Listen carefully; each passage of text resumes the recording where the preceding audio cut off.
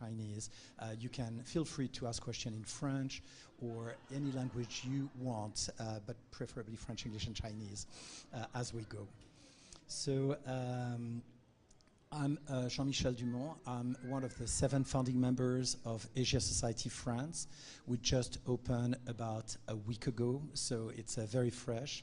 And so on behalf of Asia Society and of course of Thanks for Nothing, we want to thank you for coming to this conference, which is called Mapping Out Asia, where we're going to try to define what is Asia in an hour and 15 minutes. So good luck, because that could take an encyclopedia. But we're going to try. We're doing our best. But before we do that, so very quickly, Asia Society, which opened, as I said, about a week ago, was created in 1956 to try to ensure that the world understands Asia and Asia understands the world. So we are looking as part of that in opening the Paris one, the first one in the European Union, to create a dialogue between Asia and Europe on the cultural side, but also on other sectors. And dialogue, there will be around this table, but also with you, because I intend to make you participate, because at the end of the day, and it's, we just need to ensure that everybody's mind is going on. We have around, in this panel, a panel of very, very diverse people, because we thought that it was important, when we look at the diversity of Asia, to look at it from different perspectives. One, of course, the geographical one. Where does it begin, where does it end? The historical one, archaeological one, the influences that we have across cultures, but also across platforms, music, painting, sculptures, and so on, so fairly broad. And we have a panel here of people from different sectors, as I said, with Sahid Ahmed, who is online, and I'm not sure if we're going to see him. Okay, you've seen him. He's here. He exists, okay? He's here, who is an associate director and curator at the Ishara Art Foundation, curatorial work focusing on modern and contemporary art in South Asia. And he will tell you more, and everybody will introduce themselves. Arnaud Bertrand, at my left, archaeologist and researcher, but also founder of Asia Collection Network Europe, looking at art across Asian arts presence in the museums of Europe. Yesai Karapetyan, on my right, with a pianist from Armenia, who is looking at bridging with his background music from Armenia with the West, and specialty in jazz. And everybody will introduce themselves a bit longer in a minute. Martina Koppel-Young, curator and scholar, expert in Asian art with a focus on China, and member of the advisory board of Asian Art Archive, where Sabi Ahmed worked also, so the world is small. And Yang Chie-Chang, a renowned artist, which work is pretty much everywhere on the fair. So you can see him at the Jean Boucher Jaeger Gallery, at the Allison Gallery, and at the video just outside. So, and then Etsu Egami, also present at the A2 Gallery, Japanese herself, painter, but also teaching at Tsinghua University and discussing a lot about cross-culture between Japan and the West and Japan and China. So that will work on explaining to us this diversity. So I've talked enough. So before I ask the panel to talk, I want to ask you 2 questions in the room. And the first question is, what is Asia for you? In a sentence or 3 words, define Asia from your perspective. Anybody wants to jump on that? If you don't, yes. 55% of the world in terms of population and countries. Okay, that's a good definition of Asia. Véronique? Time. Can you elaborate? You've got 2 more words.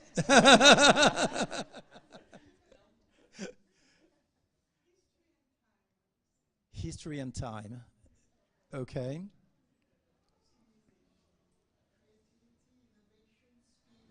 Creativity, innovation, speed. Okay. Diversity. So Asia. Another one, and then I've got another question for you. You're not off the hook. I'm going to then ask you a question. Countries, when I say Asia, how do you define Asia as borders and countries?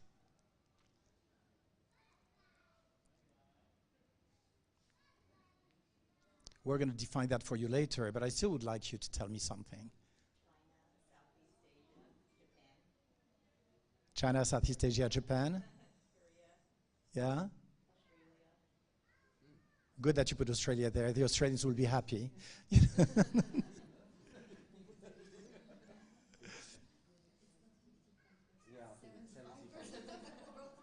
Population, economy, definitely.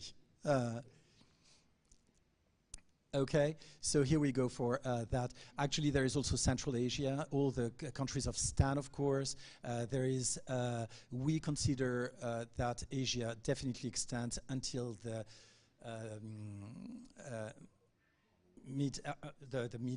how do you call it? Middle East. The Middle East. Thank you very much.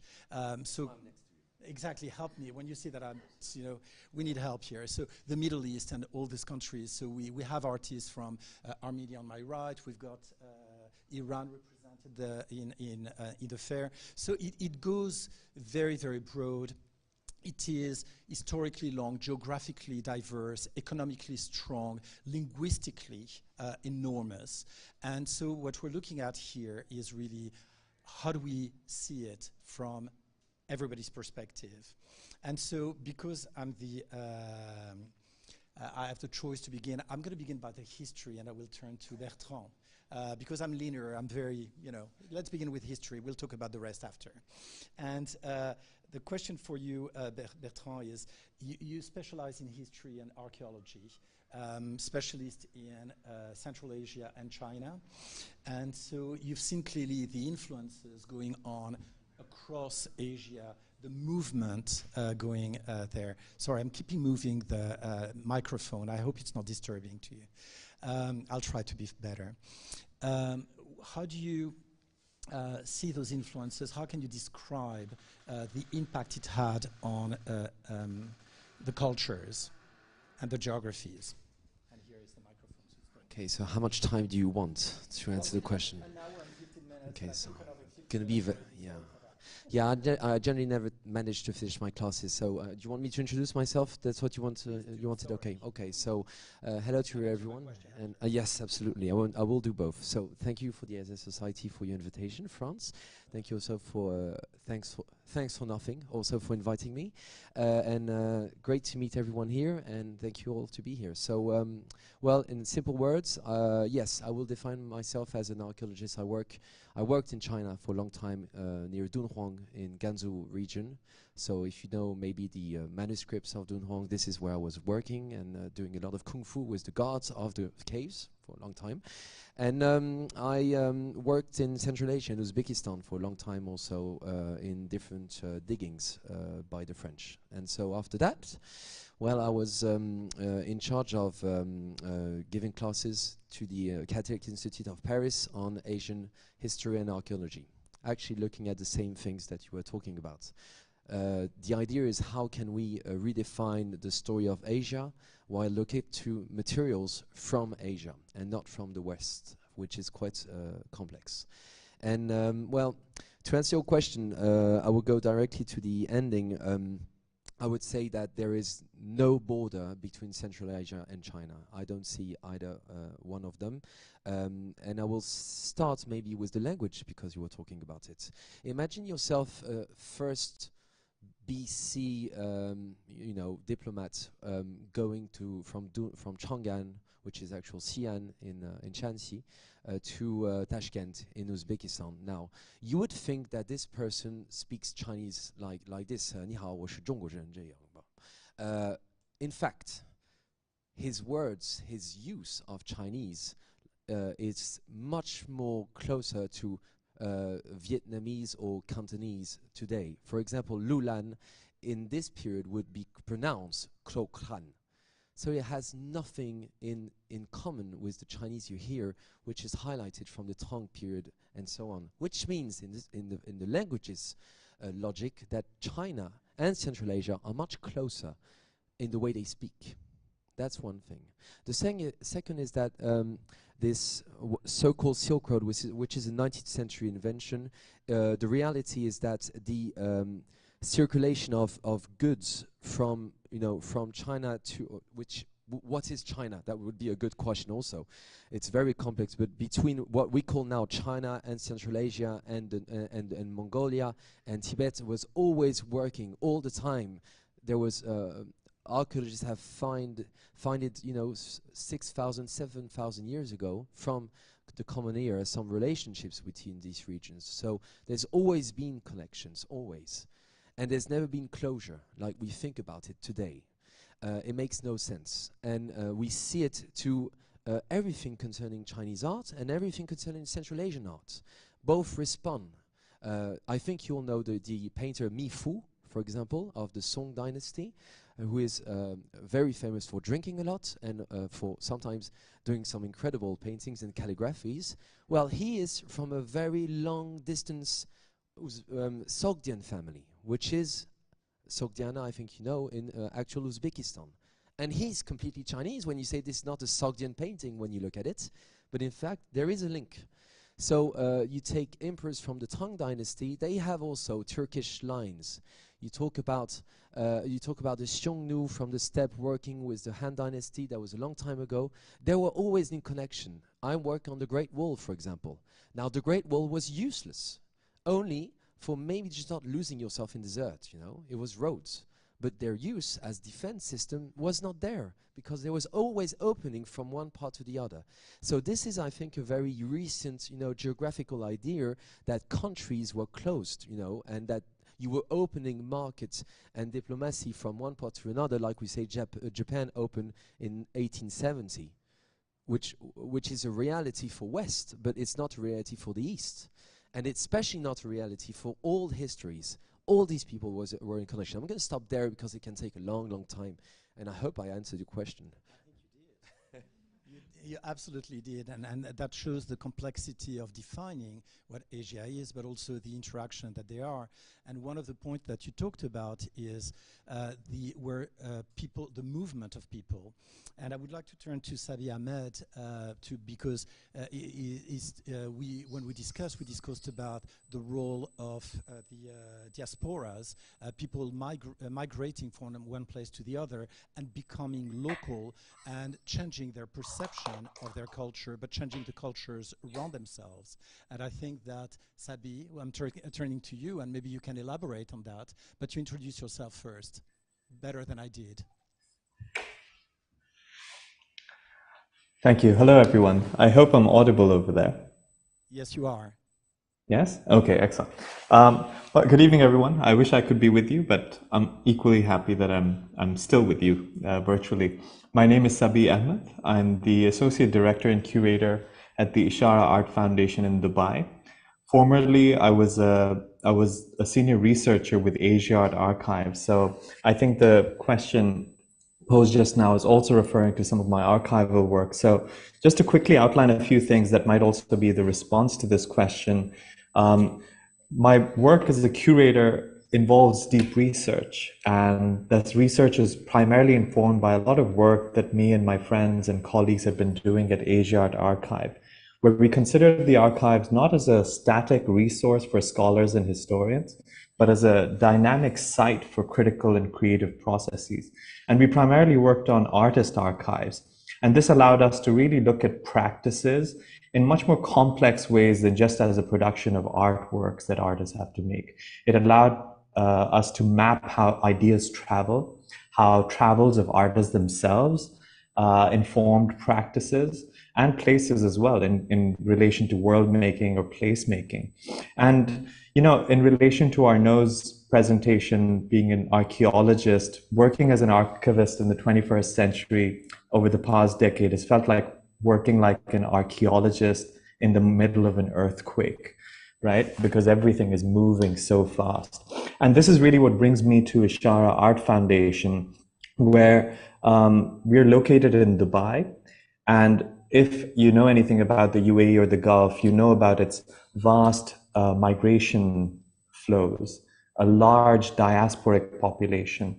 And I want to say that we have to consider migration and diaspora as a contemporary condition, not as an exception to the norm.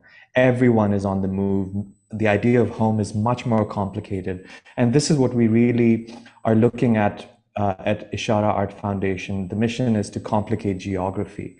And how do we do that? We do that by looking at South Asia not as a geographic category, but as a historical category. And with each moment in history, this geographic formation keeps changing. The lines, the borders, the movements, the flows, they keep changing. It's not a static geographic location. And we do this at Ishara using exhibitions, programs, a reading space, and primarily drawing itineraries of contemporary art. So what I mean by that is, instead of making lists of who all belong to Asia, or who all are based in Asia, how do we look at travel patterns, migration patterns of ideas, of material, of archives, of art practices, and how do they end up forming new categories, new kinds of configurations? So in relation to archives, in relation to diaspora, I think if I were to sum up a response to the question, it would be to define Asia in a much more relational way.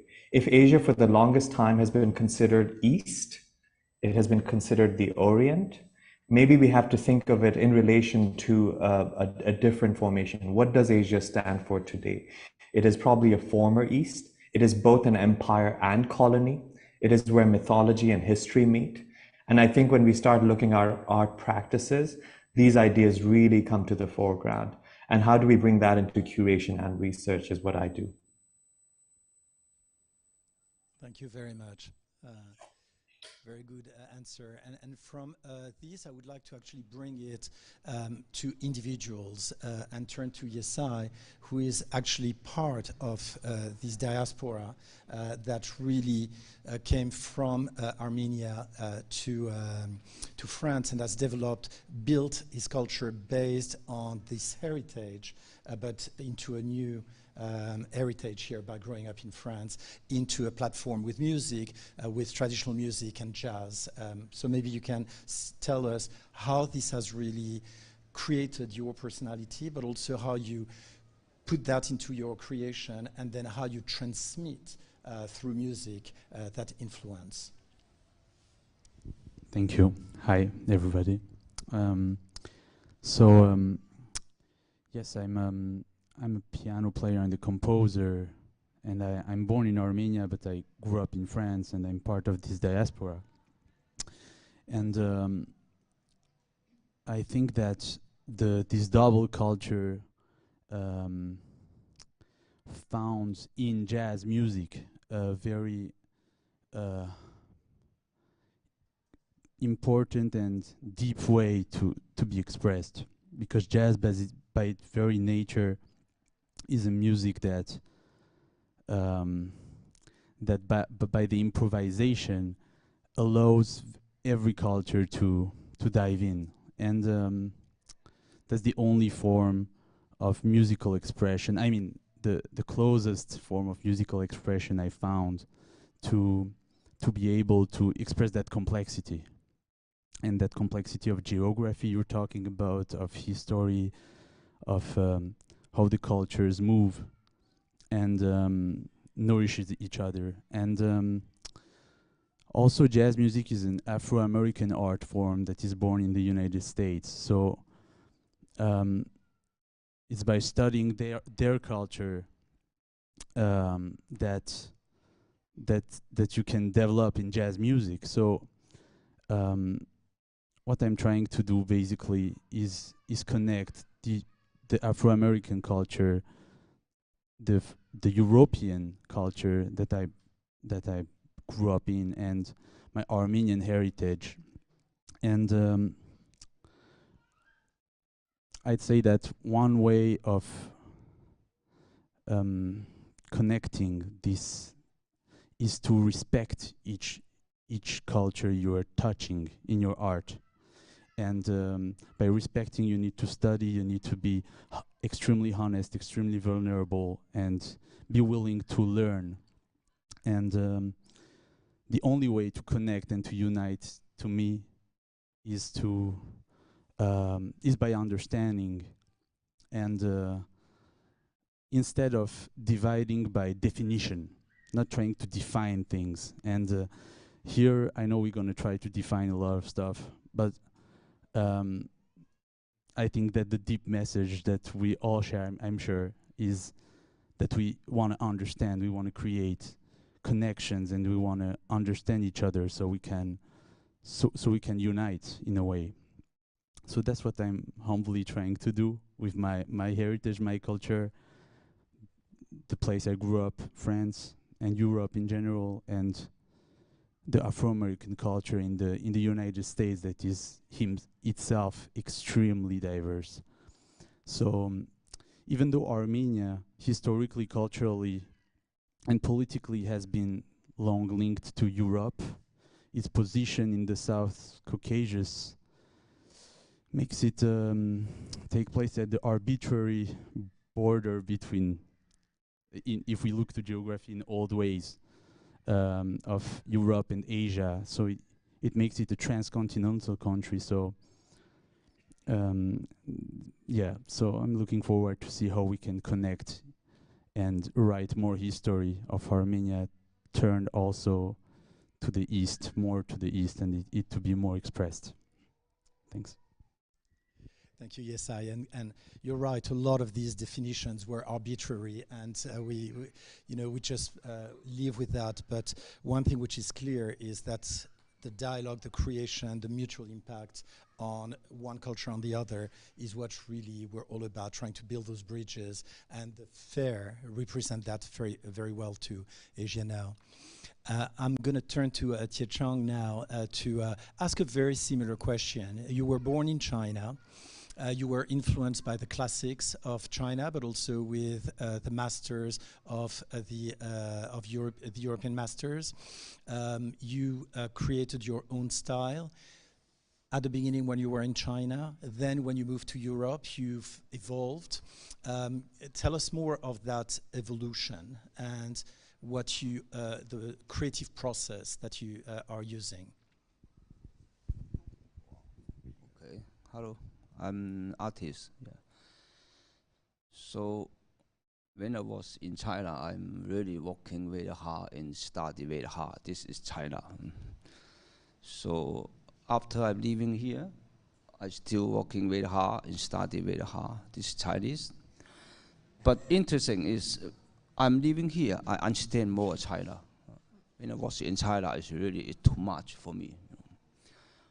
So 110 years ago, only 1% Chinese, they can read and they can write Chinese. They can speak Chinese, of course, but most of them, they don't know how to read. They don't know how to write. This is Chinese, very interesting. There are 3 big parts. Speaking is one part. Everybody can speak.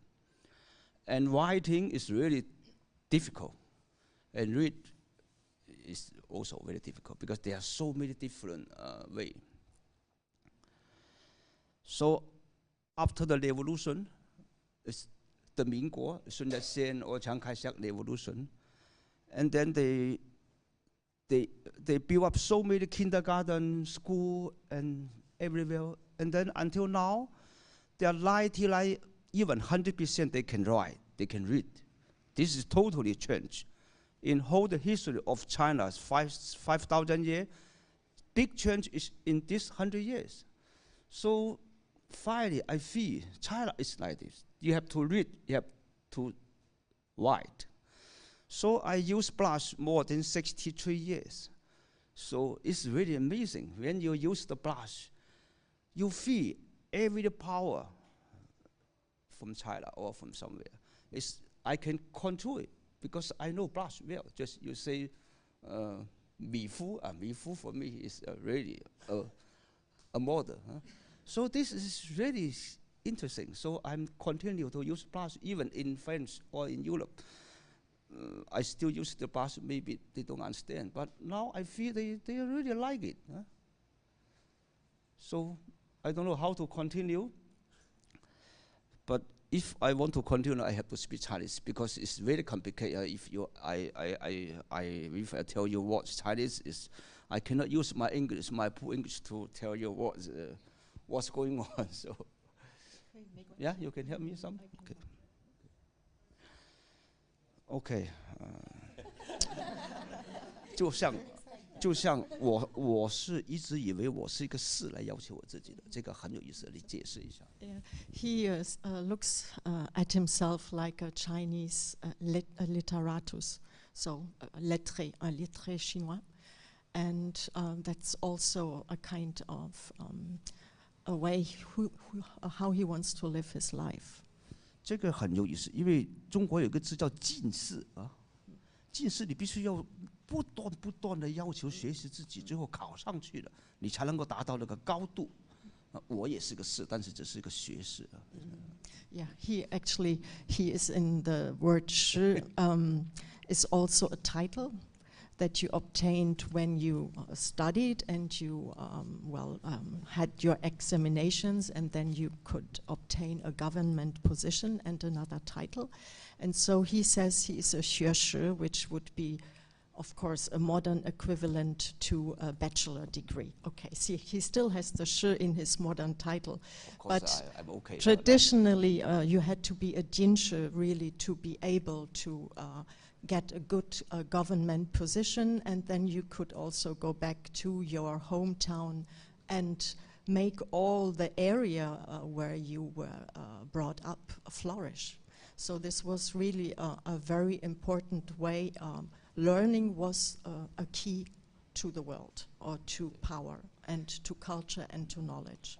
因为中文那个汉字它是有能量的，它是一个符号，它是一张画来的，它跟那个另外的语言不一样，很特别。So actually, as you know, Chinese characters are pictographs, so that's very different from most of the other languages. They really look like a painting. So they are energy. If you know the Chinese, you can get the energy from the Chinese. For example, this is 士。Yeah, you don't need to show me. 士就是下面一个十就满的丰满， 下面只是个一，就是从一到了十，又十，从十回到一，这是圆满回归。So he explains the character. That's the character for 士 for this title, and it consists of two parts.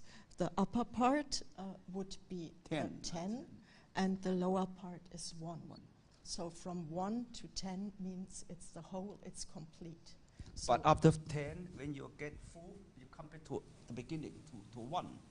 So 士的意思就是说，你要了解整个自然规律，你要懂，所以你才能够回归自然。所以它整个是自然态的。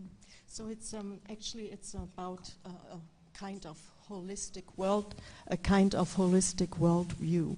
So you have to understand everything to be able to understand the basic principle and the essence. 所以你学习的越多，你就怎么说呢？就是你就越觉得自己不够，因为它就是个很神秘的一个系统，但是总是能得到的。所以我的理解就是说，中国这是个神秘国家，但是也是一个可以看得见的一个很具体的一个国家。所以你必须懂这3个语言：讲、读跟写。So of course this means you have always to learn and to advance to be complete. Finally, eventually you will succeed. But as he said in the beginning, what is most important that you know how to speak, to write, and to read. Otherwise, you won't be able to understand the culture. 所以这个文化最后一句话，它是一个很善良的一个文化，它没有进攻性。So it's actually a very peaceful and kind culture. It's not a culture that likes to usurpate other places. Well, thanks, Yichang, for a good explanation of your process, creative process, and what brought you where you are today, which is really interesting. And I'm going to turn to Martina now to ask her journey, clearly coming from the other way around, coming from Europe, discovering Asia, Asian art, and then looking really at that journey. And as clearly you're very close with Yichang, tell us more about that journey and where you are today. Well, hello, thank you for being there, and thank you for the invitation. I am Martina Kappel-Young, and I studied Chinese language and Chinese art history in China, also in Germany, but in China in the 1980s, in Beijing at the Central Fine Arts Academy, and the mid-1980s were the time of contemporary Chinese art. So before going to China, or why did I study Chinese? I think I was seduced by what Huang Yongping called in the mid-1980s the Eastern spirit. So I remember when I was a child, I read a book about Zen Buddhism, and the title was Hear the Voice of the One Hand. And this was the big riddle for me. So I always wanted to hear the voice of that one hand, and I think that's maybe one reason why I went to Asia. And well, this Eastern spirit Huang Yongping speaks about, actually, I think that's what I want to speak about today, is actually is already something that is not purely Eastern anymore. Because what did Huang Yongping discover the Eastern spirit is actually Western thought, like Wittgenstein, Western contemporary and modern artists like John Cage and Marcel Duchamp. And through these Western influences, he only started looking into his sources, into his origins, and found again Taoism and Zen Buddhism. And maybe, so my journey was the other way around, but through living with Yichang and through starting together with him his career in the West, I saw the way how the West could receive his work, and that was very interesting for me. I don't know if you saw his exhibition in the Musée Guimet with the big monochrome black ink paintings. And why could they easily have a success here in the West? I guess because the Western audience would read them as modern art linked to abstract expressionism. And they have nothing to do with it. But visually, of course, we can relate to them like this, but they are deeply based in his origins. Mm-hmm. And it's fantastic to look at the two sides of the coin really here in a very personal way on how the two cultures have been really bridging together and looking at it from the different perspective. And so we'll continue with more cross-culture question with Etsu here, who is Japanese, who, as I said, has lived in China, lived here, and who is especially looked and studied the influence of the West on Japan and vice versa, and the interaction between China and Japan. And maybe you would want to talk more about that after introducing yourself also. Okay, thank you, Michelle, and thank you for Asian Society inviting me for this special conference, and thank you for Michelle's introduction. And I'm Etsugami, I'm the artist. And also, as Michelle introduced, I am now in Tsinghua University as a postdoctor, and I'm also teaching in Tsinghua University. And I also I was born in Japan, but I